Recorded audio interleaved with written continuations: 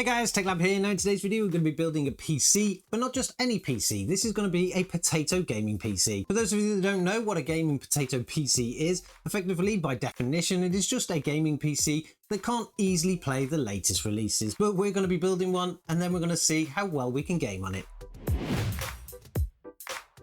Now, a lot of you out there will actually say that most of the systems we build here on the channel are potato PCs, and you're not wrong, they probably do come under that definition, but generally we build older systems to play older games. We do tend to test them with newer games just to see what they can do, but you wouldn't really want to actually be using those systems for them.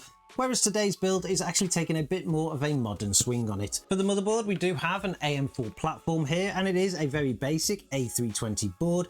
It is an AM4 socket. We have a PCIe port. We have two DIMM slots for DDR4. It's nothing really special to look at. It did come from our recent You Choose I Build episode. It doesn't even have an M.2 slot, so of course we're going to have to go with a SATA hard drive for this, or SATA SSD for this. But it's going to be plenty for building a potato PC, particularly with the rest of the stuff that we're going to be putting in it. Housed into this motherboard, we're going to be putting in, of course, a Ryzen processor, and we have gone for one of the slowest, or if not the slowest, Ryzen processor ever made. This is the Ryzen 3 1200. It is a 4-core 4-thread processor, and to be honest, it gets absolutely beaten by even Intel's 4th generation chips. So it's not the fastest thing in the world, and that's exactly what we want here. Lots of people do have processors just like this one, so it's going to give us a good indication of what kind of performance people are getting, particularly when it comes to new games, and it's going to work perfectly fine in this motherboard. Now, to come up with most of this system, I did actually scan through a lot of Steam's games, particularly the minimum requirements of things, and things like the Ryzen processor was there.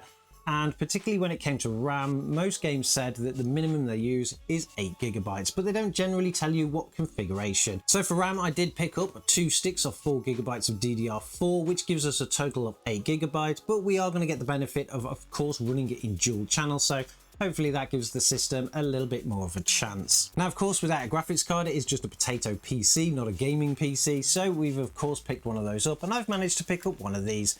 Again, while looking through Steam, looking at the minimum requirements of things, this card actually came up on a lot of games, and it is the GTX 1650. Now, I used to actually have one of these when I first got back into PC gaming. I had the little tiny ITX version from Gigabyte with the single fan, and when I spotted this one, I thought this is probably one of the best looking GTX 1650s there is out there. I actually love the look of it. Of course, it does require a 6-pin connection, which is a little bit annoying compared to most 1650s out there, but it does have a nice little back plate. It looks quite nice in a system. It's got some nice little clear logo in around it, and it's got the twin fan configuration. I do believe the fans on this one actually go opposite directions to provide better cooling. It is only a 4 GB card, and being a 1650, it is technically classed as a very low entry card, but I do know a lot of people that actually still use these. So it's definitely going to make a good option for a system like this. Now, because we don't have access on the motherboard to anything like an M.2 slot or an NVMe slot, we do of course need to use a SATA SSD, and for that one we've gone for a very basic Crucial BX500. This is a 480 GB drive, and they're perfectly fine, to be honest. I've used these a lot in the past, particularly with older systems that don't have access to NVMe's and things, and they work perfectly fine. You're going to get a decent speed from it, and particularly for the price of them, they are very cheap. For a PC like this, it's absolutely perfect. To power all of this, of course, we need a power supply, and we're not going to go for anything special for this. It is a potato PC, so we want it to look authentic, and we're going to be using this. This is a Corsair CX500. I've had this power supply for a while now. It isn't modular or anything. We do have to deal with all these cables, but it's got all of the connections we need for this setup, and it's more than powerful enough. Most of these parts here are very limited in terms of power consumption. The CPU, of course, is only a 65-watt processor, and I don't believe that the 1650 uses that much power. Even though it does come with a 6-pin connection, most of them will actually run from the PCIe slot itself, so they're quite efficient cards. Of course, we're going to be installing all of these components in a case, and we needed a case that actually goes with the potato theme, and for that we've gone with this. This is the Hellcracks Silent Classic case. It doesn't have any fancy windows, it barely has any kind of airflow, so it gives us a real authentic look, but it does come with everything that we need. It is an ATX case, so we could fit up to an ATX motherboard, but we're going to be fitting this little micro ATX board in there, and I think it's going to look perfectly fine. So all we need to do now is actually just put the system together and see what we can play on it. Okay, so we got the system up and running, and to be honest, it doesn't look too bad. One thing that I didn't go through before was, of course, the cooler for this, and we've gone for a stock AMD Wraith Stealth. I think that just kind of really does give it that potato look and feel, but I think so far we've pretty much got an authentic potato looking system with the stock cooler. The green sticks around, we've got some ketchup and mustard in there. It is a little bit of a shame of this graphics card because it just looks too good to be in a potato PC. It's a shame that I couldn't get hold of something like an OEM version, but at least I'll have a nice card for this going forward. But the system's up and running and everything seems to be working fine. It isn't even that noisy, although I have turned off the rear fan just so you guys don't hear it as the system gets warmer. You can hide all of this, of course, though, in a case like this, because you can simply just put the side on. There is no glass panel here, so you can just hide it away. And I'm sure many people do have systems just like this. For the games we're going to be testing today, I've gone for 3 different ones to what we usually test here. So at least they will test different elements, but they are 3 games that I do really want to replay myself, so it's going to be super interesting to see how well this system performs and could I even get a decent enough experience while replaying it. The first game, of course, is going to be Doom Eternal. Doom Eternal will actually test this system, even though it is a reasonably old game now, but it does have lots of VRAM warnings and things like that, so we'll be able to see that as we go along. So let's kick start into the game. Now, like I say, Doom Eternal isn't the latest game. It's quite a reasonably old one now. It's about 5 years old, and this system should be able to play it perfectly fine. It does have a very low minimum requirement, but it does have some quirks in it where you seem to be limited on the kind of quality and resolution that you can have purely down to VRAM of the graphics card. Of course, this graphics card only has 4 GB of VRAM, and for the testing today, I've actually included the VRAM onto the chart in the corner, so you'll be able to see how much it's using at any point in time. If we just head over into the settings, we'll see what we've currently got configured. Under the video settings, we are running in 1080p. Most of the testing today is probably going to be restricted to 1080p just purely because of how old this system is now. And if we just scroll down a bit, we can see that we're in an overall quality of high. This actually does give you a bit of a warning at the top here where it says we're pretty much using all of the VRAM that we can possibly have or have access to. So if we just switch this now to Ultra, we can see that we've got this big error across the top where it's trying to use more VRAM than it is. And if we try to actually apply that, it's going to give us a warning.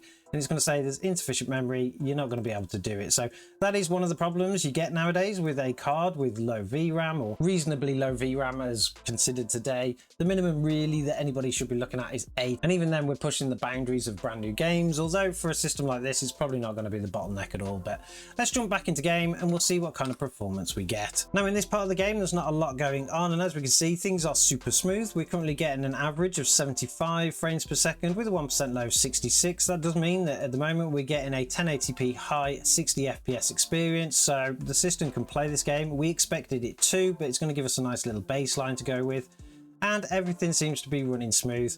The FPS generally goes up and down depending on what you're looking at. If we go close to walls, we're going to get a higher FPS. If we move away and get into the areas of openness, it's going to go down a little bit, but generally it's floating around that 80, between 70 and 80 FPS. We'll jump into some action and we'll see what happens. We'll start shooting some bad guys. So there's not that much of an impact really. It did go into drop there to around 65 FPS, but that's not bad considering the fact that this system is technically what we would call a potato PC nowadays, but you can play a game like this and you can play it perfectly fine. Now the next game that we want to test is one that I've wanted to replay for a long time now. It is a game that was very old. The original was very old and then they remade it, and it is Resident Evil 2. The remakes of these games are absolutely fantastic, so if anybody is into that franchise and you haven't played them, definitely check them out. They made some great changes to them. They look a lot better, maybe not so much on this system looking at the picture that we've got there, but they can generally look much better if you've got a higher end system. But let's take a look and see what kind of performance we get here. Now, currently the game does look really bad. I'm not sure what settings are at the moment, but it's quite blurry and it's not clear at all. We don't have a clear picture here and everything does seem a bit phasey. I'm not sure that's a bit of an effect or whether it's a system we're on, but we'll head over into the settings, see what we can change while we're live in game. We are currently running in a resolution of 1080p. We're using around 2.5 gigabytes of the 4 gigabytes of RAM that we've got. Let's see if we can scroll down and turn anything up. So we're not going to need to use the keys here. So we do have Fidelity FX Super Resolution 1.0 set to a balanced setting. That's probably going to be causing some of our issues. So we're going to turn that off for now. We've got VSync turned off. We've got texture quality on high, mesh quality is on medium. We'll turn that on to high. We're going to leave shadow quality down on medium. And then we'll pretty much leave it there. I think one of the things that I will get rid of is we'll get rid of motion blur. I don't like motion blur. We'll get rid of lens flare. We'll get rid of bloom at the moment. That might help us a little bit without taking too much away from the game, of course. And then we'll get back into the game. So those settings should be saved. So things are looking much more smoother now. Everything looks a little bit clearer and we're getting a decent performance at the moment. Of course, we didn't need FSR. Looking at the stats in the corner, we are currently getting now an average of 76 frames per second with a 1% low of around 64. This is a very slow paced game, best to be played with a controller, but we've got a mouse here today, so you might see a bit of stuttering as we turn very quickly, but everything seems to be going smooth. My character does appear to be injured. I'm not sure where this save file was in the game. It's probably right in the middle, to be honest, but everything does seem to be running perfectly fine. There's no issues going on. We'll see if we can get to a bigger area. So this is a library now. We've got some dead cops on the floor. I do believe it's a library anyway, but as the area starts to open up, we're now getting an average of around 82 frames per second with a 1% low of 67. And to be honest, the further we go, the more it increases. So this game is more than playable here. I don't think we need to have a look any further into this game. I think this tells us everything that we need to do. So let's start the final game, and the next one is a little bit more demanding than both of these, so we are going to see a big difference here, but it'll give us a good indication of how far this system can actually go. And I'm sure from the next game you're going to get a bit of a flavor of the type of games that I like to play. This is Dying Light 2, an absolute fantastic game if anybody hasn't played it before. Even Dying Light 1 was a fantastic game, particularly for those who like to have that first person kind of zombie survival kind of thing, particularly with a little bit of parkour actually mixed in between. Number one is really, really cheap. You can go buy it and it runs very well on most things. But number two was quite more demanding, and it was released about maybe 3 years ago now. I think it was 2002, 2003, something like that. It looks absolutely fantastic, but on this system, it's not running very well at all. As we can tell, even just moving the mouse here, everything is a bit of a blur. We're currently getting an average of 27 frames per second with a 1% low of 23, and we are nearly maxing out the VRAM on that graphics card. So we'll go into the settings, we'll try and tune some things, and we'll see what we can actually do. Just as a reference point at the moment, this is just in a safe area, so there's not a lot going on, and this would be completely unplayable. You wouldn't even be able to see what is going on when you're getting chased by zombies and things. So we'll head over to the settings. Even the mouse has got a bit of a delay on it in the menu here, so we'll use the keyboard or as best we can. We need to go across to video settings. So at the moment we are in high quality. I don't think we're going to get away with that, so let's lower that down to a medium quality. We'll just scan down here. We've got 1080p resolution. We've got no upscaling mode at the moment. I wonder what we do have access to. So we do have FSR 2 available on this system. We've also got XESS. We've got normal FSR, so I don't think anybody would want to go for that. Let's add a little bit of FSR here to, let's go for an FSR 2 quality, see if we can boost with that one. We're going to make sure film grain is turned off. We'll turn off that chromic abbreviation. It's very annoying. We're going to turn off the motion blur because that's just really annoying. Leave the field of view. I think if we go to advanced settings, we can check what individual settings we want to have set. So we've got texture qualities on high. I'm going to put that on medium. I'm not really sure what the LOD quality is, but we'll pretty much go for what that is. We'll leave the texture quality on medium. So now it's a custom setting. So sometimes you do have to set custom settings, particularly when you're talking about older systems like this. And we'll head back into game. So with this custom configuration, you can definitely see that there is a little bit of a difference in picture quality here. It's not as fine-tuned, but the game is much, much smoother. You can actually run around. The motion blur completely gone pretty much now, and there's no major stuttering at all. We're currently getting an average of 50 frames per second with a 1% low of 30 while running around in this little safe place area. That isn't too bad, although it may become unplayable once we kind of hit the more busier areas. If we look down there, there's a lot of things going on here. So what we'll do is we'll head back into the settings. We'll just fine tune it a little bit more. We've still got a little bit of a delay on the mouse when we're in the settings here, but we'll go across. We'll go to video settings here. What I'm going to do is I'm going to turn the FSR 2 quality down to balance now. So that is going to affect the actual quality of the picture. FSR does generally affect it quite a bit, particularly when you're not in the quality or ultra quality settings, but To be honest, if you've got a system like this and you really want to play the game, you're going to have to make some kind of sacrifice, and visuals is usually the sacrifice that you make if you want it to perform okay. We've got the FSR2 to balance. We're going to head back over to the advanced settings again, which is key F. We'll go back into there. We're going to turn that quality down to, well, we've got our option between high and low. We're going to turn it to low. We're going to turn the anti-aliasing. We're going to leave that on sharp. I don't want it to be too bad. Particle quality, we're going to put on medium. Shadows on medium. So hopefully this will actually turn everything, at least make it look a little bit better. We're also going to turn the reflections down. We'll turn the fog quality down. And then we'll pretty much go for that, I think. So let's jump back into game and see how that performs now. So now that we're back into game, we did then just have over 60 FPS on our chart, but it's gone down a little bit now to around 58. It's fluttering between 60 and 58, so that's not too bad. We've got a 1% low now of 35, and I can't really tell that much difference in terms of quality, although characters do seem to be loading at weird times. Let's head down to the street and see if getting into a more busy populated area does affect it a little bit more. So we're down onto the street now, and we can see these are lots of zombies. We're not going to try and pick a fight today. We're going to try and avoid them if we can. So let's get our running shoes on, just run around all these zombies. So everything seems to be going reasonably smooth at the moment. We are still fluttering between 65 there, 58 frames per second with 1% low, 34. But what's most important is that 34 stays kind of stable. That's what's really going to give us a smooth experience here. As I do notice as we run around, we are using a lot less VRAM now. We're using around 2.4 gigabytes instead of the near 4 gigabytes we were before, but we are getting some texture loading issues here, particularly delays on things loading up. So these guys weren't here a second ago and then they just suddenly appeared.